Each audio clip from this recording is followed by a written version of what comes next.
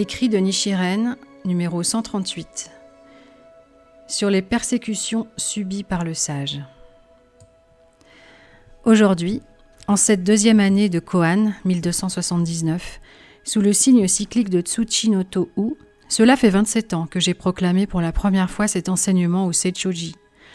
C'était à l'heure du cheval, midi, le 28e jour du 4e mois de la 5e année de Kensho, en 1253. Sous le signe cyclique de Mitsunoto Uchi, dans la partie sud du hall dédié à la statue d'un Bouddha, situé dans le Shobutsubo, au Seichoji, dans le village de Tojo. Tojo est maintenant devenu un district, mais il faisait alors partie de celui de Nagasa, dans la province d'Awa. Là se trouve ce qui fut autrefois le deuxième centre du pays, mais qui est aujourd'hui le centre le plus important et qui fut fondé par Minamoto no Yoritomo, le général de la droite, pour qu'on y apporte des offrandes destinées au sanctuaire de la grande déesse du soleil. Le Bouddha accomplit le but de sa venue en ce monde en un peu plus de 40 ans. Le grand maître Tiantai en à peu près 30 ans. Et le grand maître Dengyo en une vingtaine d'années. J'ai évoqué à maintes reprises les persécutions indestructibles qu'ils subirent durant ces années. En ce qui me concerne, il m'a fallu 27 ans. Et les grandes persécutions auxquelles j'ai été confronté au cours de cette période sont bien connues de vous tous. On lit dans le Sutra du Lotus : puisque haine et jalousie envers ce sutra abondent en ce monde du vivant de l'ainsi venu, ne seront-elles pas pires encore après sa disparition ? Fermez les guillemets. L'ainsi venu Shakyamuni endura d'innombrables persécutions. Il fut contraint de manger du fourrage pour chevaux pendant 90 jours. On lança sur lui un énorme rocher, et bien qu'on l'ait manqué, il fut blessé à un orteil, d'où le sang coula. 8 moines dirigés par Sunachakra, et dont la conduite apparente était celle des disciples du Bouddha, mais dont l'esprit rejoignait en fait celui des maîtres non bouddhistes, cherchèrent à chaque instant du jour et de la nuit une occasion de le tuer. Le roi, Virudaka, tua d'innombrables membres du clan des Shakya. Et le roi, Ajatashatru, fit piétiner mortellement d'innombrables disciples du Bouddha par des éléphants furieux et soumit le Bouddha à quantité d'épreuves sévères. Telles sont les persécutions mineures correspondant à l'époque où l'ainsi venu est dans le monde. Ni Nagarjuna, ni Vasubandhu, ni Tiantai, ni Dengyo ne rencontrèrent les persécutions plus grandes encore dont le Bouddha avait prédit la venue après sa disparition. Si l'on dit que ce n'étaient pas des pratiquants du Sutra du Lotus, comment serait-ce possible ? Mais si l'on prétend à l'inverse qu'il s'agissait de ces pratiquants sans qu'ils aient versé la moindre goutte de sang, contrairement au Bouddha, et plus encore sans qu'ils aient jamais rencontré d'épreuves plus grandes que les siennes, c'est comme si les passages de Sutra étaient vides et que les enseignements du Bouddha étaient désormais devenus de grands mensonges. Par contre, durant ces 27 dernières années, Nichiren a été exilé dans la province d'Izu, le 12e jour du 5e mois de la première année de Kocho, en 1261, sous le signe cyclique de Kanoto Tori, et il fut blessé au front et eut la main gauche brisée le 11e jour du 11e mois de la première année de Bunei, en 1264, sous le signe cyclique de Kinohine. Il a été conduit sur le lieu d'exécution le 12e jour du 9e mois de la 8e année de Bunei, en 1271, sous le signe cyclique de Kanoto Itsuji, et fut finalement exilé dans la province de Sado. De plus, innombrables sont ses disciples qui ont été tués ou blessés, bannis ou condamnés à de lourdes amendes. Je ne sais si ces épreuves égalent ou dépassent celles du Bouddha, mais Nagarjuna, Vasubandhu, Tiantai et Dengyo ne sont pas comparables à moi pour ce qui est des souffrances subies. Sans la venue de Nichiren à l'époque de la fin de la loi, le Bouddha aurait été un grand menteur, et le témoignage apporté par maints trésors et par les Bouddhas des 10 directions aurait été faux.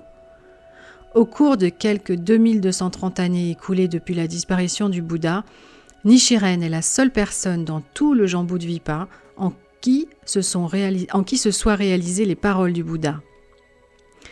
Par le passé et à l'époque actuelle de la fin de la loi, les souverains, les hauts dignitaires et ceux qui méprisent les pratiquants du Sutra du Lotus ont d'abord paru n'encourir aucune sanction, mais ils sont en définitive voués à la chute. Ceci s'applique aussi au cas de Nichiren.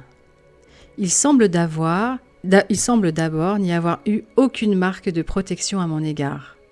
Cependant, les dieux qui ont fait vœu de protéger le Sutra du Lotus, Brahma, Chakra, les dieux du soleil et de la lune, et les 4 rois célestes ont à présent réalisé avec terreur que s'ils n'honorent pas le serment prononcé devant le Bouddha, comme ce fut le cas durant ces 27 dernières années, ils tomberont dans la grande citadelle de l'enfer aux souffrances incessantes.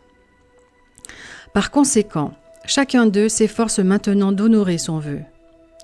Les décès d'Ota Chikamasa et de Nagasaki Jiro Ione Nojo Tokitsuno et celui de Daishinbo, qui sont tous tombés de cheval, peuvent être considérés comme une punition due à leur trahison à l'encontre du Sutra du Lotus. Il existe 4 sortes de punitions: générale, individuelle, visible et cachée. Les épidémies et les famines qui se sont abattues sur le Japon, ainsi que la rébellion au sein du clan au pouvoir et l'invasion étrangère, représentent une punition générale. Les épidémies sont une forme de punition cachée. Les décès d'Ota et des autres relèvent à la fois du visible et de l'individuel. Chacun de vous devrait faire preuve du courage d'un roi lion et ne jamais succomber aux menaces de qui que ce soit. Le roi lion ne craint aucune autre bête sauvage, pas plus que ses lionceaux. Les calomniateurs sont comme des renards qui glapissent, mais les disciples de Nichiren sont comme des lions qui rugissent. Le moine séculier de Saimyōji, aujourd'hui disparu, et le souverain actuel m'ont autorisé à revenir d'exil quand ils ont découvert que j'étais innocent des accusations portées contre moi. Le souverain actuel n'agira plus en se fondant sur de simples accusations, quelles qu'elles soient, sans avoir la confirmation de leur bien-fondé. Soyez certains que rien, pas même une personne en proie à un puissant démon, ne peut nuire à Nichiren, parce que Brahma, Chakra, les dieux du soleil et de la lune, les 4 rois célestes, la grande déesse du soleil et Hachiman le protègent.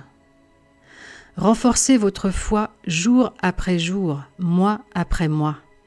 Si vous relâchez votre détermination ne serait-ce qu'un petit peu, les démons l'emporteront. Nous, hommes du commun, sommes si insensés que nous ne redoutons ni les mises en garde des sutras et des traités, ni tout ce qui nous semble quelque peu loin de nos préoccupations. Quand Eino Seimon et Akitojo no Tsuke abattront sur nous leur fureur destructrice, vous devrez faire preuve d'une ferme détermination. Des hommes sont actuellement envoyés à Tsukuchi pour combattre les Mongols. Considérez que vous êtes dans la même situation que ceux qui sont en route ou déjà sur les fortifications. Jusqu'à présent, nos croyants n'ont pas connu de souffrance de ce genre, mais les combattants de Tsukuchi sont aujourd'hui confrontés à un effroyable destin, et s'ils sont tués dans la bataille, ils seront voués à tomber en enfer. Même si nous rencontrons actuellement les dures épreuves de la persécution, dans notre prochaine vie, nous deviendrons Bouddha. Nos tourments présents sont comme la brûlure du moksha. Sur l'instant, elle est douloureuse, mais parce qu'elle aura ensuite des répercussions bénéfiques, cette douleur n'en est pas vraiment une. Encouragez, sans toutefois les effrayer, les gens d'Atsuhara qui ignorent les enseignements bouddhiques. Dites-leur de se préparer au pire et de ne pas s'attendre à des temps favorables, mais de considérer comme certain que les temps à venir seront durs. S'ils se plaignent de la faim, parlez-leur des souffrances du monde des esprits affamés. S'ils se plaignent du froid, parlez-leur des 8 enfers froids. S'ils se disent effrayés, expliquez-leur qu'un faisan aperçu par un épervier ou une souris traquée par un chat sont aussi désespérés qu'eux. Voilà précisément ce que je ne cesse de répéter jour après jour, mois après mois, année après année. Mais la nonne séculière de Nagoé, Shobo, Notobo, Samibo et leurs semblables sont lâches, ignorants, avides et sceptiques. Et mes paroles n'ont pas eu plus d'effet sur eux que si j'avais versé de l'eau sur de la laque ou découpé du vide. Il y avait quelque chose de très étrange chez Samibo. Néanmoins, conscient que toute réprimande de ma part aurait été interprétée par les ignorants comme une simple manifestation de jalousie à l'égard de sa sagesse, je me suis abstenu de dire quoi que ce soit. Avec le temps, sa terrible ambition l'a conduit à la trahison, et pour finir à un destin funeste. Si je l'avais réprimandé plus sévèrement, il aurait peut-être été sauvé. Je n'ai jamais fait allusion à cela jusqu'ici parce que nul ne l'aurait compris. Aujourd'hui encore, les ignorants diront que je dénigre un défunt. Mais si je ne donne ces précisions, c'est pour que d'autres puissent s'en servir de miroir. Je suis sûr que nos adversaires et les renégats sont terrifiés par le destin de Samibo. Si l'on tente de prendre les armes et de persécuter mes disciples sous prétexte que nous troublons les gens, écrivez-moi immédiatement. Avec mon profond respect, Nichiren. Le 1er jour du 10e mois, à mes disciples. Cette lettre devra rester en possession de Saburo Seimon.